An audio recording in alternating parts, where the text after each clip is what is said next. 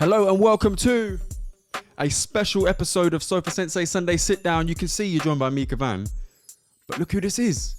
To my left, we've got Nico, the magician, Michael. Sorry, what's happening? Mini magician, isn't it? Yeah. I got that one wrong there. But listen, welcome to Nico. Thanks for coming on. A special edition of Sofa Sensei'S Sunday Sit Down. We're going to discuss this week in combat sports, but then we're also going to discuss Nico's last fight, his next fight, and it's been 1 year, one whole year since he's appeared on Sofa Sensei'S. So let's give him a round of applause to start off with. And that wasn't even planned. That wasn't even planned. But we made sure we got it right because, what can I say? This show is about building communities. The network is about building communities. And Sofa Sensei'S is a incredible community joined by fighters, joined by fans, and joined by you, the viewers. So thank you so much, Nico, for sticking with us for a year. We've seen both of your fights, and we don't plan to let the streak slip. So third fight incoming. Looking forward to it. Right, Nico, how's your week been? It's been good, mate. It's been good. It's been good. I had a nice little break in Morocco with my girl. That was quality, man. We did so much. Love that. Went all the way up to the Uzad waterfalls, Uzud, as they would say over Yeah. there. Got to feed a monkey. Had a monkey sit on my head. Wait, that was one thing I wanted to do was see that monkey, and there was bare of them, man. Yeah. The waterfalls. It was just beautiful scenes. Food over there was good. Got a few runs in, but overall, great experience, man. Was you still a boxer while you was out there, or was you just chilling, being Nico the man? I was being a little fatty, but I was still the boxer over there. I still got the runs in early morning before my girlfriend woke up. Just went out when the sun was coming up. Love that. And do you feel recharged? Do you feel ready to get back at it? Yeah, I can't wait to get back in it now with all the boxing going on. I mean, I still weighs on the brain as a boxer. It's the moment you wake up, you're just thinking boxing. You're thinking how many sessions you got to do today, what meals you eating today. It's constant, but to have that little wind down, to not worry about that, it was good. It was needed. So now we're back at it. So your last fight was 24th of Feb, so just over a month ago. Yeah, literally a month ago. Wow. Okay. It flew by. And reflections on that fight, man. It was tough. Yeah. It was a step up from my last opponent. I think I boxed very well, to be fair, because the guy was taller now and he was orthodox with me, so I got to show more skills, throw a different variety of shots, and I think he was there, innit? Yeah. I think the first thing was the end of the first round, caught him with a hook and burst his eye open. Yeah. So after that, obviously that would put him on for like a 30-day ban. Yeah. And he had fights scheduled, so after that, he weren't fighting for a month. So he come out trying to win. Trying to knock me out. It made it, although it's bittersweet, it made it my opponent fight me more. So I got to work harder. Yeah. So I really enjoyed it, man. I hope you got to enjoyed watching it. Bro, I think you look sharp. Definitely, I could see the improvements from your first fight to the second fight. Definitely looked super, super sharp. You looked on it. That last round, as a Sofa Sensei, was scary. Yeah, because we know who you are. And we're like, it's not nice to see, you get caught with a jab or even any shot. Yeah. But I would say the first 3 rounds, controlled them handily, showed your skills. And then that fourth round, shit happened. Tell you what it was, that fourth, we think we was in close. And I had a tight guard, but obviously not tight enough. And he caught me with an uppercut. Like, it didn't hurt. Like, it wasn't like, like my face hurts. It was like, shit, I can be hit. Yeah. Like, I felt it. Like, I didn't wobble or anything before. All right, maybe you need to tighten up a bit more. But no, I enjoyed it, man. That's what it's about, isn't it? All these rounds, they're about teaching you in as kind but honest way as possible where you got gaps, where to fill those gaps, how to fill those gaps. Go back and work on. Exactly. And get the rounds in. I still don't know how you deal with it. Rachel and I reflected on this in the episode after your first fight. People cheering your name, people shouting for you to come on. Like, how do you deal with that pressure? Because in my brain, I'm thinking, shut up, like, I'm trying to focus. You know what I mean? But I thrive off it, bro. Like, honestly, it's the best thing. Being able to sell tickets as well, so you've got the biggest crowd there. And I tell you what, when you've got that much crowd going on, you've got to pick a good song to come out to. Okay, so for example, my last one was Power. I know everyone, my generation and around, knows that tune. And as soon as it comes up to, as soon as you hear Pow, that's it. The crowd was gassed. Yeah, When you can hear your name coming out, you think, right, this is because during camp it gets lonely and boring and tiring, and you think, oh, can't bothered. And then when it comes to that moment where you hear it, you think, this is what I've trained for. So that's what goes through it. To me, it spurs me on. I think, right, I'm coming out. I can hear it. I'm not letting it get to me, but I know my fans are here now. So, but as soon as my head goes through those ropes, I can't hear no one. Right. It just disappears. I can't hear nothing. Like now I'm talking to myself in my head. The only people I'm listening to is me and James in the background, and I'll hear. There's voices you recognise in the audience from like the gym. I hear them every day. Like they recognise, and you just got to stay focused and focus on your game plan. And if it's working, the crowd's gonna get hype. And when it comes to the end of the round, and you hear Nico, Bro. Nico, it's like, ooh, second wind again. Let's go again. So do you listen to Pow during camp, or is it that's going to be your walkout song, so you will leave it for that moment to switch yourself on? It depends on what training I'm doing. If I've got my sprints coming up, I might put it in there like after my second round of sprints. I'm like, oh right, let's get the energy back. Yeah. So it all depends. Like this round, I've not picked a song yet, but when I pick it, I will keep playing it. I will imagine myself in the situation coming out to this tune. Right. And then whilst I'm doing my sprints, like depends on how long it is, I will play out the fight in my head. Like if he does this, I'll do this, and I'll finish it on this. I could get him out like this, and before you know, that round of sprint's done. Yeah. I think, oh, still got energy. So it does play a big part. Picking the right song and building the right playlist when you're doing certain training sessions helps massively. I think during one of our shows called Fine Down Wicked, we said we'll create a playlist of what people recommend when they come on the show. But actually, I'm thinking about creating a SOFA SENSEI'S playlist as well. Nico, your walkout tune, Pow. Dom's is P's and Q's. I'd be interested to see what Chisora wants his walkout song to be. And then Dempsey Madden episode isn't out yet, but make sure you stay tuned because it will be out soon. He's making a comeback. Yeah. Shout out to him. So I'm interested to see what his walkout song will be. So maybe we'll get a collection together. We're starting with, of course, Nico's. That's a good show. You should definitely do that. Everyone's walkout songs. Yeah. Or even people, what they would, if they were a fighter, they'd have as their walkout song. Yeah. We'll do that. I'd rinse that playlist. I'd rinse it. I'd pick a tune out of it. Nico's a 12-round fighter when that playlist comes on. Let me tell you that. So you mentioned obviously hearing certain voices and recognizing certain voices, but for the most part, you're zoned in on yourself. That's it, yeah. Because at the end of the day, you can put all this work into camp. You have the people behind you saying, "Oh, you can do this," blah blah blah. But it's not like a football team. You haven't got 10 of them meant to pass the ball to and have a little sit down. You've only got yourself, your fitness, and your self-belief, which is what I have. Yeah. Which is, I might not have the best skill set, but I've got self-belief that I know I can do this. So if you've got that, you go far. Love that. So one person I wanted to pick up on actually, because you mentioned her right at the start, was your girlfriend, bro. Biggest fan. She's your biggest fan. She loves it, man. 100%, man. You could see she's in the vibe. She's in the when you come out, yeah. I'll never get so angry, bro. You see Misfits tag teams. Bro, if it was you and her, yeah, she would be down for you. You can see it. I'd tag her in, bro. She's got the hardest knuckles, honestly. But I remember I think it was my first fight. I was watching it back, so I can hear her. She starts a lot of the chants. Yeah. But I was watching the fight back, and all I heard was, "Think of the chocolate." Damn. That's an extra I didn't motivation. hear that when I was fighting. But nah, she loves it, man. Which is, she's fair play to her. She sticks by it a lot because it must be difficult, isn't it? I mean, I'm training. What I get up at, if I stays at mine or stay at hers, I'm up at 5:30. I'm going to the gym in the morning. I'm going work. I'm going gym afterwards. I see her. Like, yeah, it's a lot. Like when it comes to me being on the nutrition plan properly, I can't go out for foods. Like, yeah, of course. It's fair play to her, man. She's a good girl. What's your alarm as well? Is it the iPhone one? Yeah. Bro, you're ruining lives. When that goes off at 5:30 in the morning and people are hearing. Oh no! I've changed it. Oh, you got a nice one. Yeah, this one wakes me up softly. Let me see. I was gonna say, bro, that one there is violent. Oh, yeah, I recommend this one to a lot of people. How do I see what it's called? Chimes. Let me see if I can. Yeah, try and play it. I'll set one now for 12. All right, make sure you stay tuned in the episode so we can hear Nico's lovely, kind alarm. Because listen, that iPhone alarm is aggressive and no one wants to hear that. So. Let's see what we can do in the next couple minutes. Yeah, we'll go off. I'll play it, hold it there, go off in a minute. But it's a soft one, man. It's like, let's wake up. Love that. But that's another thing as well. When you're getting up at these sort of times, to start with, when you don't do it, it's like, I've got to go to the gym. But now my alarm goes off. I'm like, don't snooze it. Alarm goes off. Don't think about it. Get up. First thing, flick the kettle on.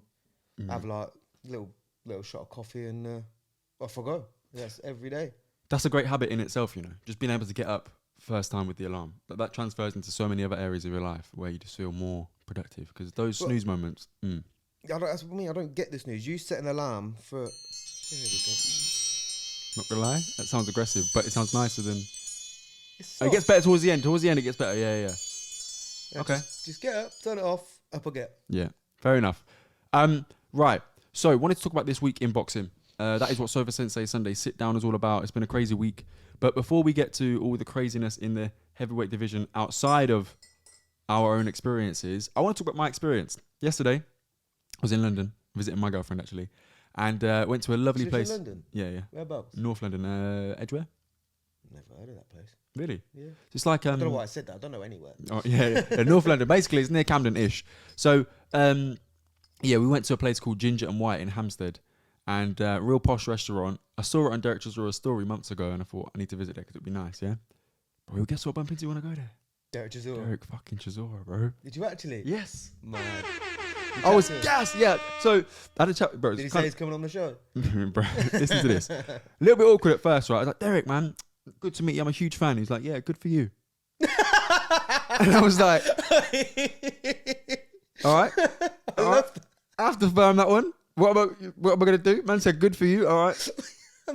I'm like, bro, I had to firm it off. I thought, all right. Wow, I wasn't expecting that. It's just a killer. Yeah. Man just said, good for you. I says, yeah. He looked at my girlfriend. He says, what's your name? And she said her name and all of that. And he's like, what are you guys doing here? Like? And she's like, oh, I only live down the road. He was like, and then she said where she lived. He says, oh, I live 5 minutes from there. And then I'm not going to say where he lives, but he said where he lives. And I'm like, right, Derek Chisora was telling us where he lives. Like, but then I suppose he's Derek Chisora. What are you going to do? You're not going to go and visit him, are you? Because it'll fuck you up. So, yeah. But then we had a brief chat, and he's like, is he a good man, Brittany? I just said her name. Is he a good man, Brittany? And she was like, yeah, he definitely is. He's like, if he's not, call me, and I'll fuck him up. And I was like, bro. And all you said was, I'm a big fan. Fam, I said, I'm a big fan. And he said, good for you. And then he went and told my girlfriend he's going to fuck me up. Mad thing, innit? Mad thing. You know, but I would expect nothing less from Derek Chisora. If this was like, I don't know, Joe Joyce or fucking Anthony Joshua, I'd be a bit like, random. But Derek Chisora, I expected randomness, innit? And his hands are fucking massive. Is it? His hands are massive, bro. And I thought, rah. But he ain't that big as a human being. He ain't that tall. He's wide, but he ain't that tall for heavyweights anyway. How tall do you reckon he is? I think he's 6'1", 6'1", 6'2". He's not massive. Yeah, for heavyweights, but he's a big fucking unit. Like you wouldn't want to push him. Like it's long, it's long, bro. But yeah, very interesting interaction with Derek Chisora. And then throughout the rest of the day, you know, he was getting pictures and whatever else, and his daughters were there and all sorts. So I didn't really want to bother him too much. But yeah, nice interaction, man. I didn't mention the show so much. I mentioned that I knew his cousin. I know his cousin, so I mentioned that. No, his other cousin, Ronald. Nephew. So I know. Shout out Ronald. Ronald's been on our show before. Check out the archives of Before Our Friends Die. So yeah, I know his cousin Ronald, and he was like, oh yeah. Again, he didn't really give me too much. He didn't really give me too much. So I'll keep drip feeding the podcast. I'll make sure we get him. Your girlfriend's got his number, so yeah, fucking no, she'll get me in. Yeah. So yeah, it was an interesting interaction with Derek Chisora. I thought I'd mention that one there on the podcast. Secondly, wanted to pick up on the kings of the heavyweight division. Derek Chisora's last opponent, sorry, bro. I've just Tyson Fury. Put the spoon on the side. Don't worry about it. All good. Tyson Fury, USYK, fights off officially. Thoughts? I just thought when it was made, I didn't think it was going to happen. Okay. The heavyweight, to unify the heavyweight, it takes a lot to get that to happen. We've not seen it in 20 plus years. I mean. What is going on, like? So you saw Fury. Fury offered USYK 70-30, which I think is pretty bad. Yeah, that's terrible. For the way Fury carries himself with the whole Joshua situation, fight for free, rare tear, bro. And now you're offering my man from Ukraine going through problems 30%. Yeah. Well, you painting as a good image of yourself, and you almost just ruined it. Yeah. So USYK come out and said, "All right, I'll take it. Just donate $1 million to Ukraine, and I'll take 30%." I don't think Fury is expecting that, if we're honest. I think Fury is expecting to say, "No, fuck off." Yeah. And he could say, "See, he didn't want it," but then when USYK said he wanted it, Then he come out and said, get rid of the rematch clause. One and done. USYK said the rematch clause is from your side. Okay, then they agreed to have a rematch clause, but USYK side wanted 70-30 in the split backwards, or 50-50. And Fury wanted... USYK side wanted 70-30, Fury side wanted 50-50 in the rematch, which I think, to be fair, 50-50 in the rematch is fair. Because 50-50 in the first fight is probably fair as well. But anyway, they couldn't resolve that problem. The fight is now officially off. And I just think it's disappointing for the whole of the sport of boxing, because the heavyweights set the tone for the rest of the divisions. Which is why I think they like to keep the belt split. You think so? Because it creates two champions. You've got USYK, the great champion. You've got Tyson Fury. If one of them's got all the belts, that's the only person that person wants to fight. Yeah. Yeah, it's true. I mean, April 29th, you're right, was very, very close. Fury's trainer wasn't in the UK. He was only here for the Okolie fight. So that was convenient rather than anything else. I just think Fury, you're right, has come off of this a lot worse. Yeah. He looks like he ducked it. Whether he has or not, we obviously we don't know the truth, right? But it looks like Fury didn't want the fight, and he was creating so many barriers for the fight not to happen. Yeah, I agree. So I think that lets a lot of people down. But hopefully we see something. Who do you think would win that fight? That's a great question. See, I feel like Fury's going to win it. But he's a lot bigger. He's a lot bigger. But I can see an argument for USYK winning it. I just think Fury's going to win it. Yeah, I'll leave it at that. I just think USYK will be in and out. Because he can do that for 12 hours. We see it against Joshua twice. Yes. So he, everyone says Fury's a mover. He is a good mover. His legs are slowed down a bit though. Yeah, but even though he's a good mover at that weight, you've got USYK who might be a little bit lighter, but that's his style, in and out points. So it's good. I'd like to see it happen, but yeah.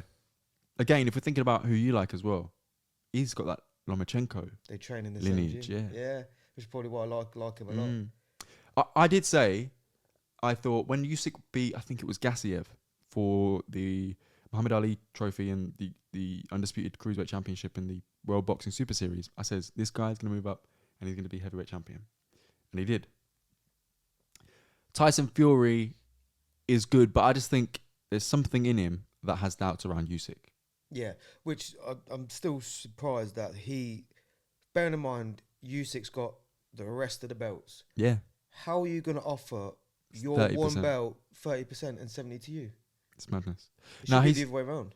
Yeah, if you're looking at belts alone, it should be the other way around. He's saying he's the bigger name, he brings the bigger profile. Maybe, but lest we forget as well, over the last 12 months or so, USYK sold 2.5 million pay-per-views with Anthony Joshua. People know who USYK is because he's beaten Anthony Joshua twice. They know who he is. He's got a profile. Let's not deny that. I think we're also seeing the decline of Anthony Joshua. He fights a week tomorrow. Yeah, a week yesterday. And versus Franklin, That fight was meant to happen time ago, you know. Really? I've seen there was some talks. I think then Joshua went and boxed someone else. That was probably Ruiz. Could have been. It was that time. Damn. Yeah, I mean, AJ, the tickets still aren't sold out. I got an email from Matchroom yesterday about the AJ fight and saying there's still some tickets remaining and whatever else. And it's like... Where are they boxing? O2. Mad. I might shout out Jordan because he gets not box tickets there. Does he? It's worth a shot. They won't be gone. But it's madness. We're talking about AJ a week before he fights, not selling out. Something's happening, man. Yeah, it's not. He needs to do something. Yeah, something's gone wrong. It's scary, you know. I suppose not a lot of people know who the Franklin guy is. But sure, is AJ not the attraction? Is AJ not enough anymore? Well, clearly obviously not. Yeah, evidently not. But I think AJ wins though. Yeah, no, he smokes him. Same. He smokes him. Those USYK fights. Hopefully we see an angrier Joshua this time. I hope so. Yeah, same. Entertaining. Violent. Like the Klitschko, that was his best fight, in my opinion. 29th of April, 2016. Is that how long ago it was? Yeah. Shit. I had a £20 on Klitschko. I think everyone thought Klitschko was going to do that. Yeah, I did. Yeah, I lost. All right, moving on. We're going to move over to UFC a little bit, or MMA. Oh, I never turned it off. No, all good. I snoozed it. Been 10 minutes. See, and I hope that wasn't a shock. That was more of a introduction to our next topic. NGANNOU says Usman was injured before the fight with Leon Edwards. That's why he couldn't train. That's why he lost.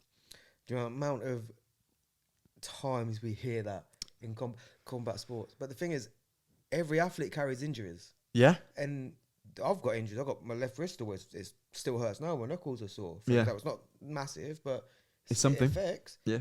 And why would you go into a fight if you're injured? Like, to the point where you shouldn't be fighting. Yeah. Why? Why? Yeah. And Ngannou, you know about going into fights injured. You went into the fight with Cyril Gane with a ruptured ACL or something mad in your knee. To the point where, you had to wear sleeves, but you went in and you won.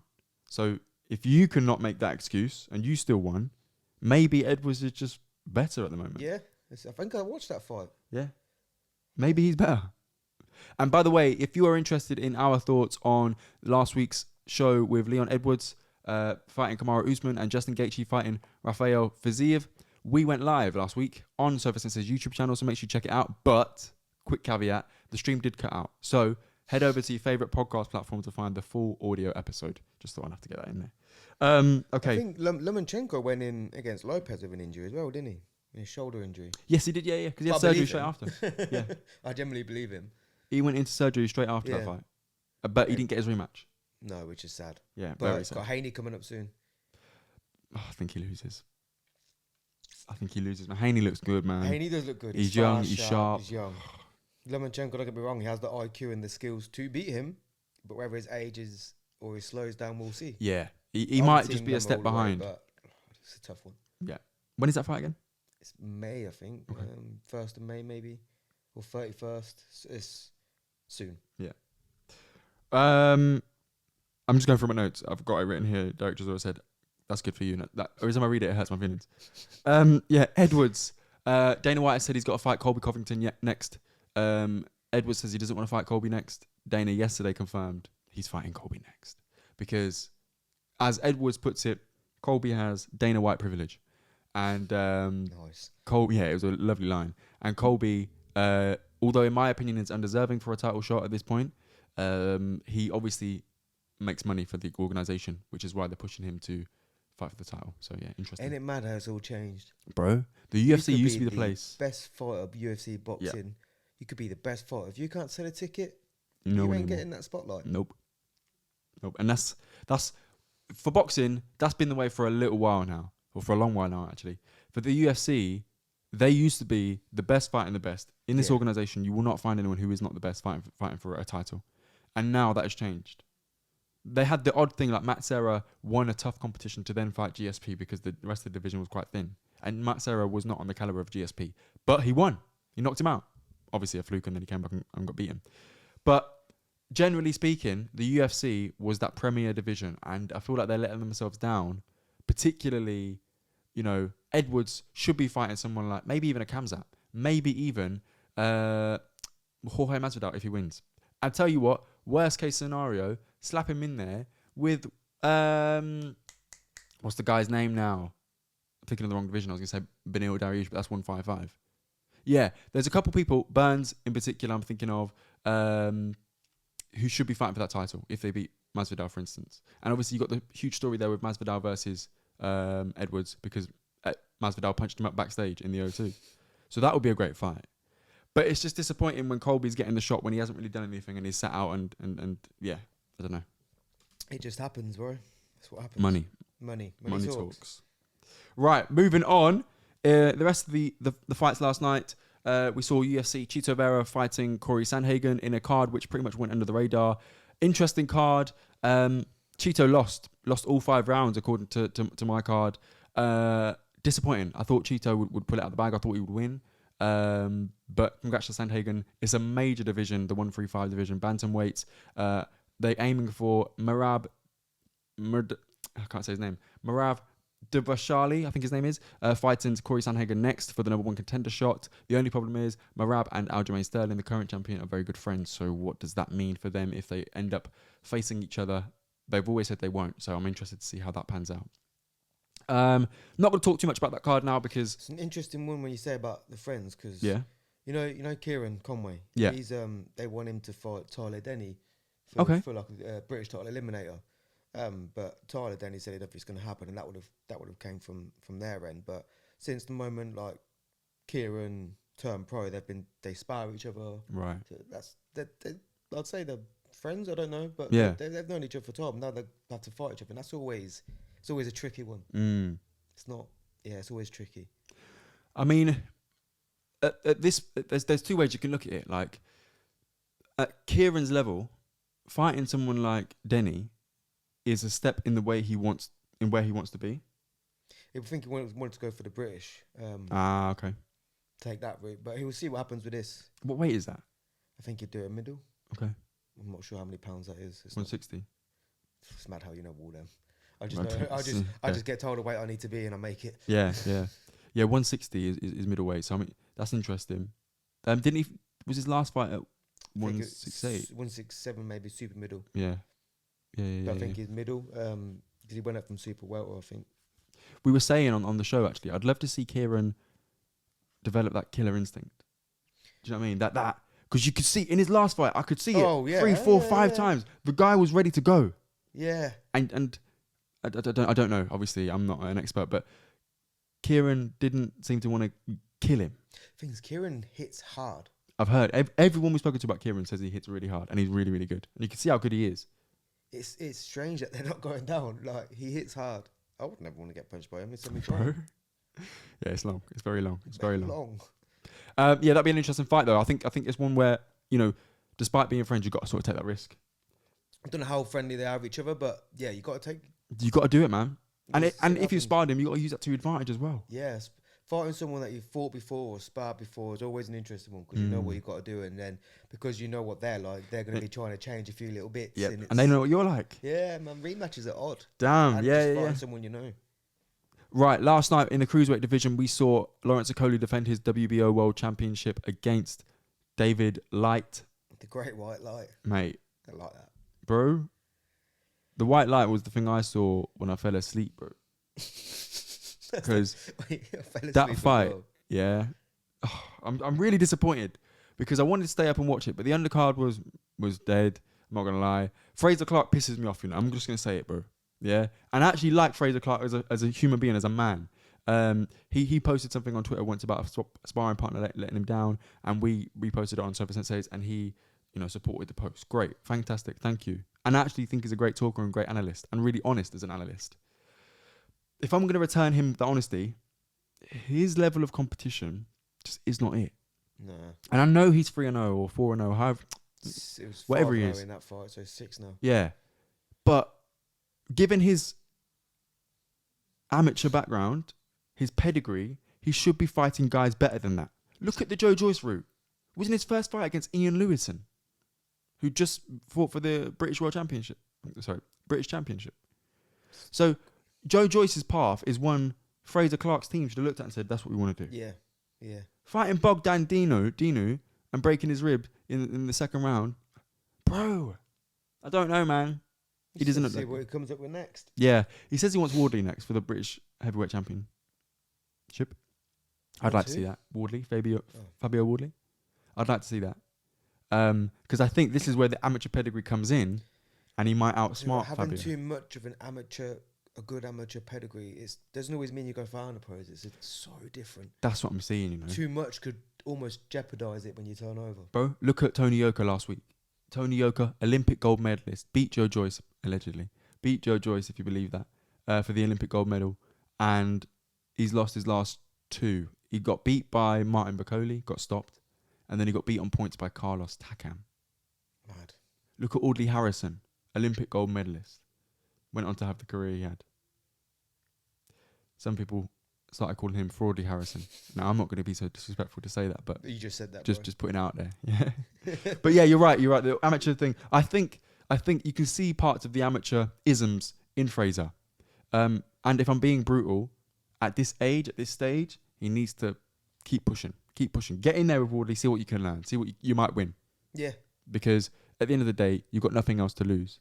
Exactly. It's a fight. But yeah, back to Okolie. He obviously won comprehensively on points. Wasn't troubled at all by David Light, I didn't think.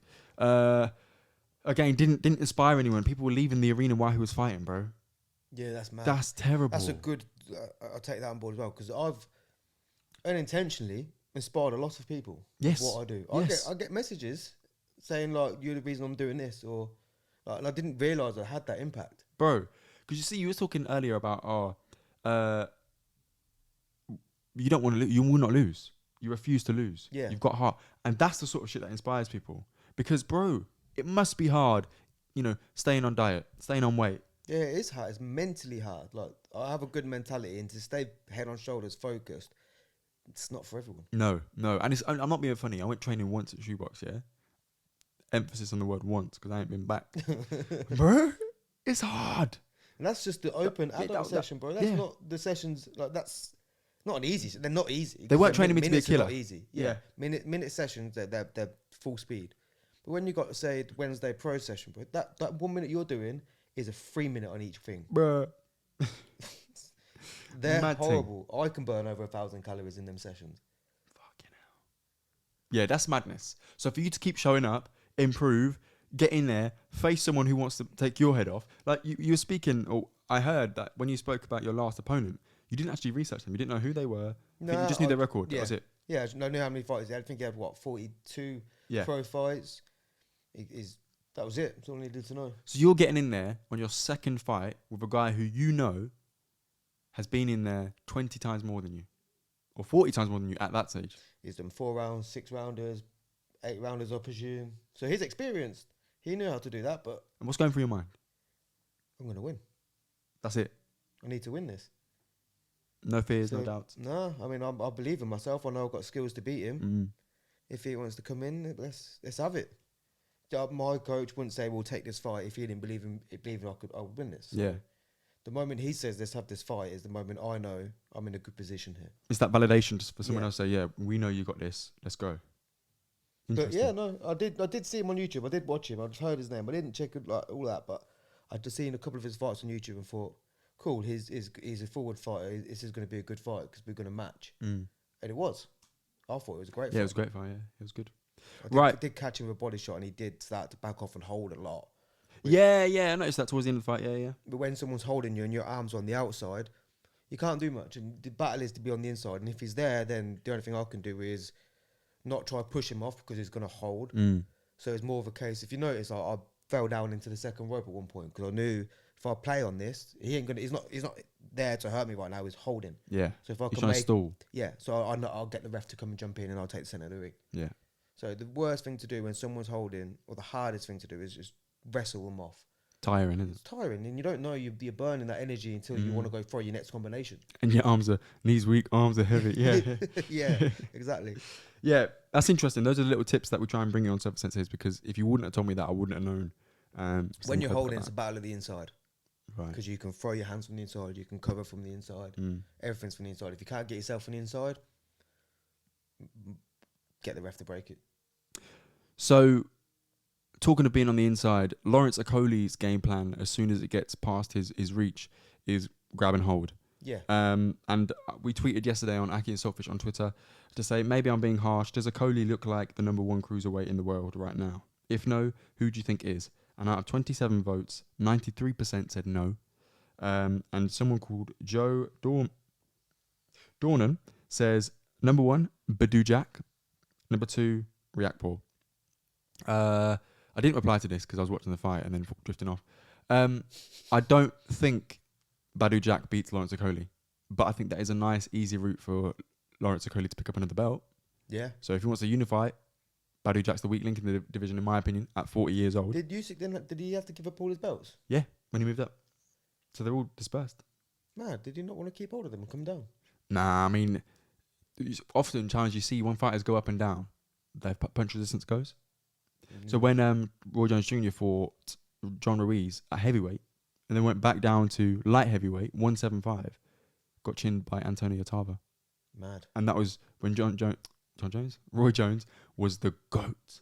And he got chinned. And then he lost the next one. And then we saw that tail end of his career where he just kept getting beat. It's mad. And obviously part of that is his reflexes going and all of that. So. Yeah. It's difficult changing. Yeah. I think Riakporhe could give Lawrence a really good challenge. I think he could really beat him. And then obviously you've got Chris Billum-Smith in the cruiserweight division as well, who is trained by Shane McGuigan, who Lawrence Okolie was trained by. So they know each other really, really well. There's a lot of good talent in that division. Yes. And matches that need to be made. Exactly. But there's some interesting points. Like as much as Lawrence Okolie is boring and a little bit awkward, he's never been close to losing. No. So he might beat all these other guys and just still look shit doing it. You got to be entertaining.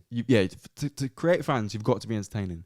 But he might just be someone like Johnny Nelson who looks shit, but is hard to beat. Yeah, there's a lot of people like that. Yeah, we might see that. Also, last night present was KELL BROOK. So he was sitting next to Liam KELL, Smith. man. Yeah, he's a good guy, I man. like KELL. He's a good guy, great fighter, and funny guy. I don't know if he intends to be funny, but I just find KELL very funny when he talks. Exactly his voice. You're right, baby. Yeah. But he's really whispering coming back. I hope he does. Do you think so? Even just to watch him again, exhibition, normal fight, he's a good fighter, man. Let me throw out a few names to you for KELL BROOK, yeah? As in exhibition or general, like Real fight. cool. Liam Smith, How old's KELL now? 36, if that. Liam Smith's got to be his foot. How old's Liam Smith? About the same, 34, 35. KELL BROOK. Okay, interesting. Eubank Jr. 160. KELL. Okay. Eubank let me down in that Liam Smith fight. Bro, fucking hell, that pissed me off. Man. He can't fight on the inside. He don't know how to. And same with Roy Jones. If you rely on reflexes and they start to go, you get caught. But then also, what was really interesting with Eubank was when he got hurt, he got straight back up. He didn't know how to Bro, call. That's him trying to keep hold of his pride, I think. That's the wrong thing to do. If I ever got, touch wood, hypothetically speaking, if I was to get put down, even if I wasn't hurt and I might have slipped down, Yeah. I'm still using my count. Yes. Take time. Don't get up straight away. It's the worst thing. Take time. The last name, Conor Benn. What, against KELL? Yep. I like KELL too much to say no. Okay. Conor Benn's an interesting one. He's I'm worried about KELL in the Conor Benn fight. yeah, he's 100. He's straight to 100 fast. He comes Fucking blown out quick. But if he doesn't get you out, which we haven't really seen yet, Yeah, it's true. how does he cope after that? I mean, he went 12 rounds against Formella. The reason I know that is because I got my whole family to watch that fight, and it was like, yeah, he's going to stop him. And he just didn't. I was like, oh, shit. But Formella's not KELL BROOK. And the thing that keeps getting me is, and maybe Conor Benn did just get better. Yeah? Maybe he did just get better naturally. Yeah? But he fought Paynard, that journeyman from France, and got put down in one of the best 6-round fight I've ever seen in my life. I need to go back and watch that. That was a great fight. He got put down a few times and just, obviously he won the fight, and in my opinion it was about a draw, but he won the fight. And then he's come back and he's just been a killer. Yeah, he's got that. And he killer doesn't get mentality. hurt. So maybe it is a mentality shift as much as it's a physical shift as well. He believes he's that good. Yeah. Which is Powerful. you're only as good as you believe you are. Yeah, maybe it is that. But yeah, I don't think KELL BROOK, in my opinion, should come back.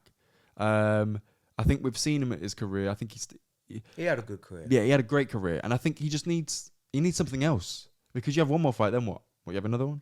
Well, that's the thing about this sport, bro. It's all you ever know. And if you cancel it out, it's still going to be on your mind. I'm You're mindful gonna to wanna ask get back you. in there. I don't want to ask you this because you're very early in your career, but do you ever think about what's next? Or are you just in the moment?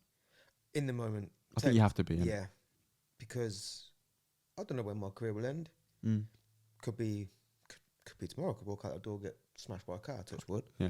Or something goes wrong and it all goes tits up, and then where'd you go? But luckily enough, if boxing doesn't work out, I'm a good IT person. Yeah. I've got careers. I've got options. But So you got a life outside of boxing. Yeah.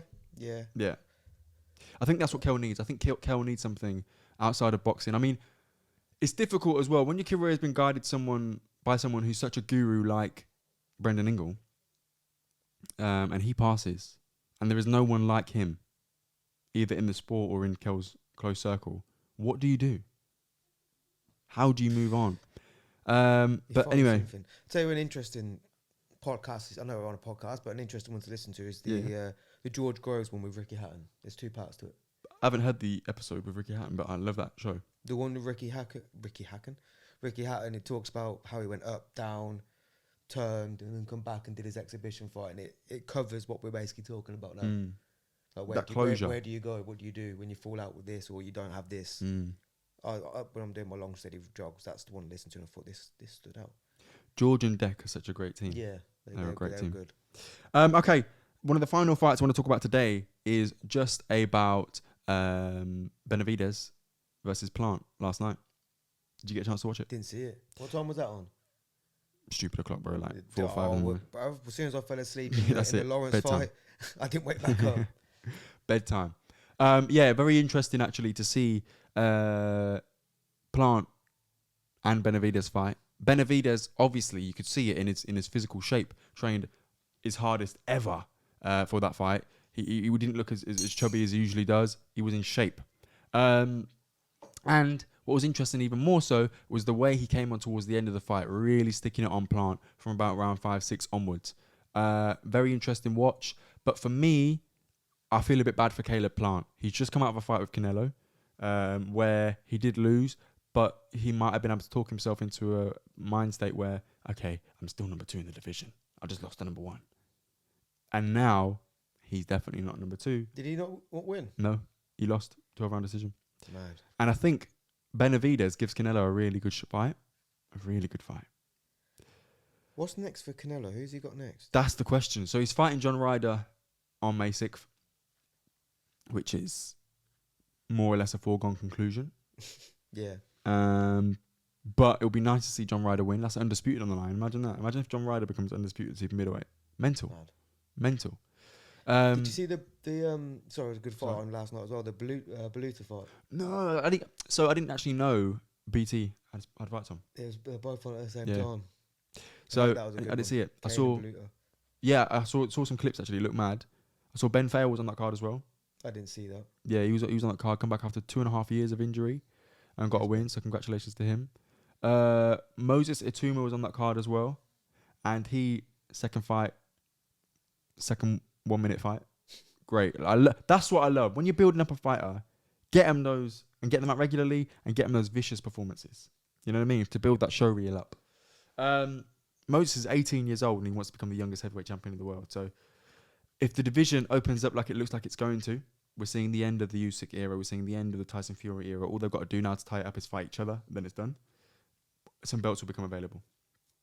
But yeah, I didn't see that fight. Beluga, is that his name? Beluta. You see when he boxed Liam Davis? Nah.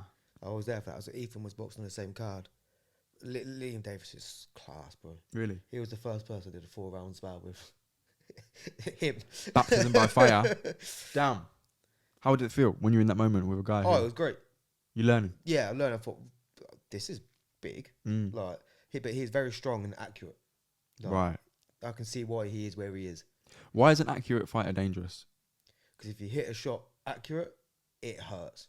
If you got good timing, you could throw a punch and hit it. But if it isn't timed right and you've not got your full extension at the right time, they could be soft punches. But if they're accurate, you don't even need to throw them hard because they just hurt. Do you know what? That was very interesting, actually. Thinking back to that card, your second fight in Feb. There was the first fight. I can't remember who it was. There was super middles, though, I think. Or were they welterweights? But on the same show. Same show. No, they were welterweights, I think. But Yeah. They were throwing shots, and listen, who am I to judge in it? But they didn't look hard. But then you get to the lighter fighters, and they look snappy. Yeah. They look hard, and it was it makes sense now. Now you said the accuracy makes the shots hard. It's the accuracy and timing. They just makes the shot hard. It just happens. You can throw big shots, but if they're not throwing properly or they're not connecting, but they're not going to cause much damage. They're just going to tire you out. Interesting. And the pro gloves as well. They're tiny and they're hard, and the weight is on the wrist. Really? Yeah, the weight of our boxing 8 ounces, and it's here like there's nothing there. I hit that guy in the head and my knuckles hurt. Damn. So it's, when I got caught with that uppercut, I thought, right, that's if I was sparring, it wouldn't have much of an impact. But because it's basically just a knuckle cover. Mad. Right. Talking of fights, what's your next one? June the 2nd, I think it is. Okay, June we've the got a 2nd. date. Yeah, as far as I'm aware, it's not been told June the 2nd, so that's what I'm going to get ready for. So I think it's going to be home show again in Northampton. Nice. BCB. Yeah. So yeah, I don't know who it's going to be or anything like that. I don't know if it's a 4 or a 6 rounder. It might be a 6 rounder this time. Let's see. I'll find out in the next few weeks, I hope. What are you hoping for? Like, in an ideal world, if you could design your next fight, including the outcome, what would it teach you? What would it give you? What would you leave there with? I won a 6 rounder. See where my fitness is at the time. Obviously, I've just come off a holiday now. My first spar back from my fight, last one today. Felt alright. So we'll see 4 or 6 rounder. Again, like the last 2 fights, I wasn't going for no stoppages because I needed to get some rounds, understand I can get through these rounds. So Yeah. hopefully a late stoppage. I don't want an early one. I want more rounds. So if I get a 4 or 6 rounder, I'll probably look for a late stoppage this one. What's the benefit of rounds? It's experience. So if I go into, say, a 6 rounder now, the last 6 rounds, think, all right, well, I can do 4, I can do 6. Total shots are like, what, 10 rounders? Yeah, yeah. So the benefit of having rounds in your belt as well as sparring is you get yourself fit for the rounds. There's no point me going into a 10 rounder when I've only done, and I haven't seen past 3 rounders in a fight. If I've got people out, if I'm scheduled to box 6 rounds or 8 rounds and I'm taking people out in the first 3 rounds, then I get a title shot against someone good. I'm not necessarily going to get them out in 3 rounds, and how am I going to cope in the next 6 or 7? Yeah, So panic. Yeah, you think I've never been this far. Yeah. So what people don't understand is, are you going to knock him out? You're going to knock him out. Early in your career, it's like, if the opportunity arises, oh, I'm not going to not take a knockout. That's stupid. Yeah. But I'm not going to go in for one when I've not done rounds yet. So it's just building experience and where we're at. So I know I'm comfortable with 4 rounds now.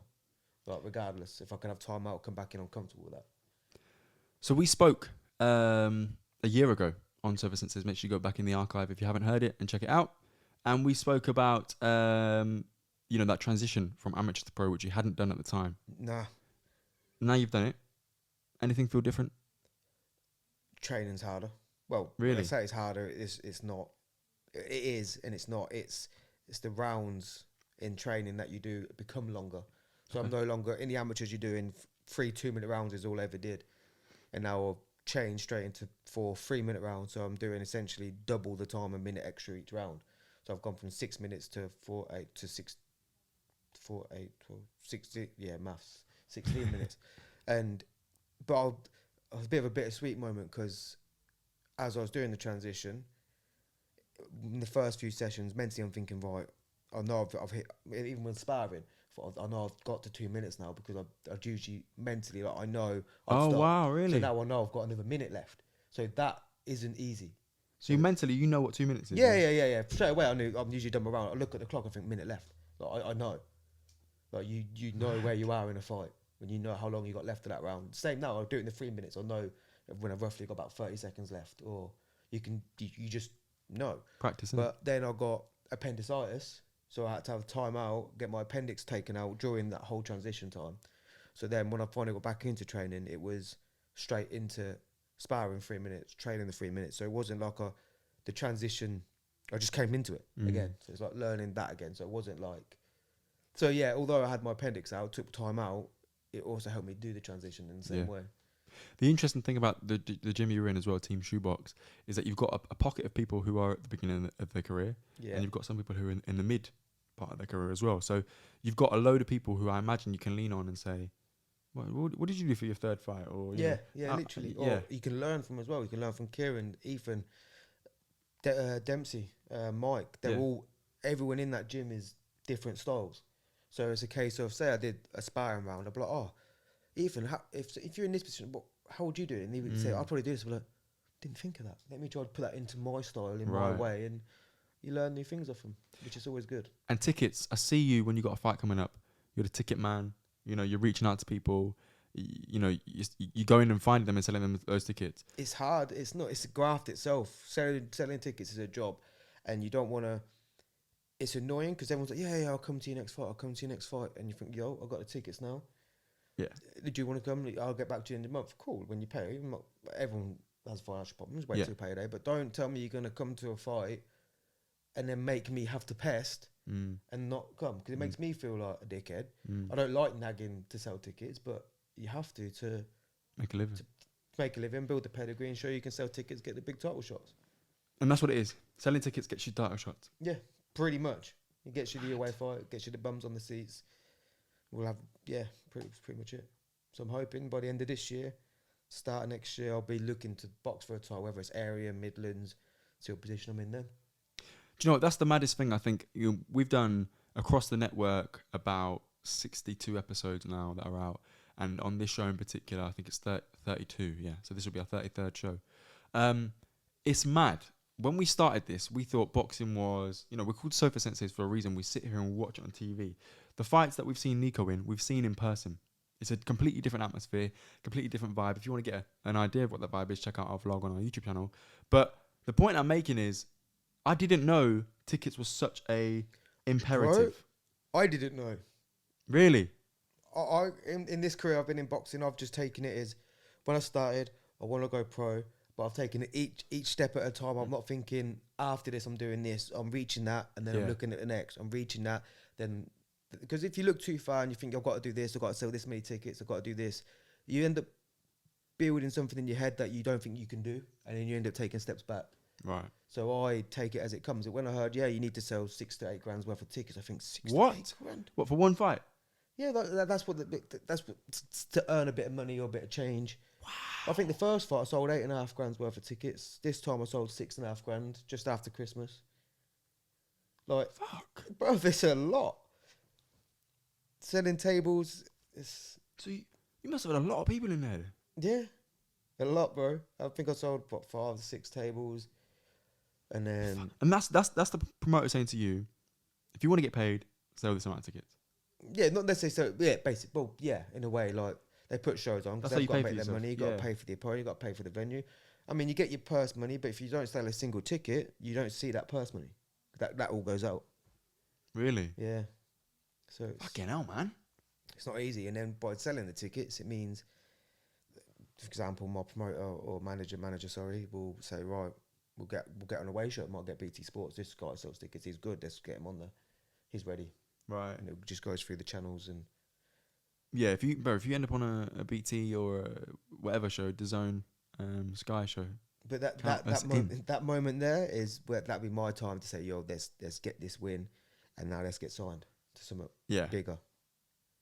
Mad. Better. And it's a journey, man. Wow. It's something. I'm still learning how it all works. Well, I noticed what you're doing on social media is very, very good as well. Very interesting, because I see you got a guy with a huge camera at your fights, recording the moments. I guess recording you in the build-up, recording that's you in the one of aftermath. my girlfriend's friends actually. So really, yeah. So he comes, he records. That's what you need. What's his name? Well, we call him Spick, but his name's Bradley. Nice. Shout out Bradley. Yeah. What does he do for you? He's just he's a photographer, cameraman, film stuff himself. That's what he does at uni. That's what he loves to do. So when he said he'd happily come out and help, and we've got these plans that we want to do, like the whole build up to fights, everything, like put it all together. So I don't even know he was there at the time. He said he's coming. He's started doing more bits for boxing now. He did a bit with Kieran. He's done bits with BCB. Like, I brought him into the world. Like he's constantly trying to learn about boxing. Like when he asks me questions, I have to answer. I'm learning myself by answering these questions. I knew the answer to, but expressing it, like he's like, how does this work? How does that work? He's like, fuck, like, is this what boxing's like? I'm like, yeah, bro, man. You don't realise until you're in the game. So yeah, he was just there putting videos together for me, and that should help promote me and stuff, help promote him and his photography and stuff. So it's interesting. He's working on the full video now, but he's got other people like doing other bits so I'll just wait for him to send me when it's done. And that's the sort of stuff, like if you put that together, get that out there, people are going to pay attention. They're going to know who you are, and they might not be interested in boxing, but they become interested in the personality and what the personality does. That's one thing. If Rochelle was here, I know he'd say this as well. When we had you on, you were our first boxing guest, and we knew from the conversation we had recorded, but also the conversation we had after as well, how much of a good talker and an enigma you were as a personality. And when we're watching fighters like Joe Joyce or Dubois or even Lawrence Okolie, you're like, oh my God, come on, let's go. Yeah. Do you know what I mean? Like, we don't want that.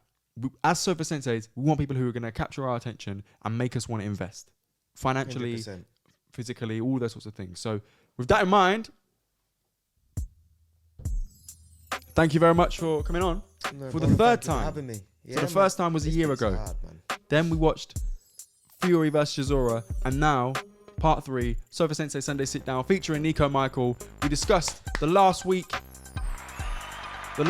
in combat sports, as well as Nico's last fight and his next fight. So make sure you support him. Follow him on Instagram at Nico Michael. Make sure you follow him right there. And Sofa Senseis on Instagram too. Don't forget, we're also available on Twitter at akhi&saltfish. And if you like this beat, You've got my brother Troy to thank, so make sure you reach out to him. We'll put his details in the description as well below. Say thanks for producing that SOFA Sensei beat, man. It's hard.